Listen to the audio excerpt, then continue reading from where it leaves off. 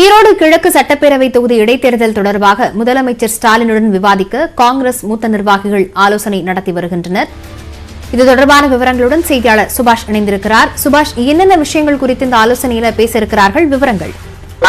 ஈரோடு கிழக்கு சட்டமன்ற உறுப்பினராக இருந்த திருமகன் ஈவேராவின் திருமணத்தை அடுத்து தற்போது அங்கு இடைத்தேர்தலானது வரும் பிப்ரவரி மாதம் 27ஆம் தேதி நடைபெற இருக்கிறது.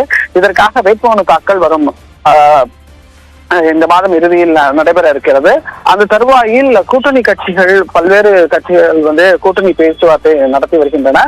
இன்று காலை பார்த்தோம், அனைத்து இந்திய அண்ணா திராவிட முன்னேற்ற கழக நிர்வாகிகள் தமிழ் மாநில காங்கிரஸ் கட்சி தலைவராக இருக்கக்கூடிய ஜி.கே. வாசனை சந்தித்து பேசினார்கள்.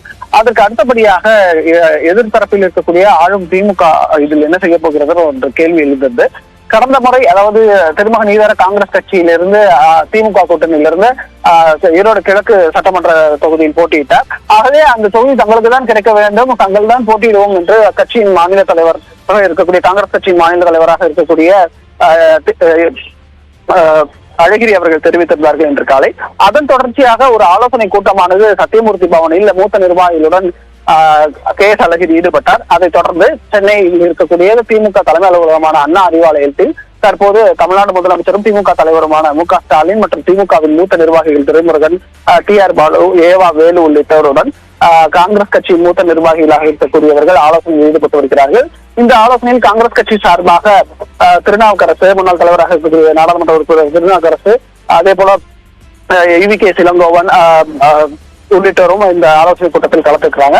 இந்த ஆலோசனை கூட்டத்திற்கு பிறகாக ஒரு முக்கிய முடிவானது அறிவிப்பாக வெளியிடுவதற்கான வாய்ப்புகள் இருக்கிறது. அல்லது ஒரு செய்தியாளர் சந்திப்பின் மூலம் தங்களது நிலைப்பாட்டை குறித்து காங்கிரஸ் கட்சியும் திமுகவும் ஒரு சேர அறிவிப்பதற்கான வாய்ப்புகள் இருக்கிறது. தற்போது இந்த ஆலோசனை கூட்டமானது தொடங்கி இருக்கிறது. அண்ணா அறிவாலயத்தில் சுமார் அரை மணி நேரம் இந்த ஆலோசனை நடைபெறும் என்று எதிர்பார்க்கப்படுகிறது. ஆலோசனைக்கு பிறகான தகவல்களுக்கு மீண்டும் இணைகிறோம். விவரங்களுக்கு நன்றி சுபாஷ்.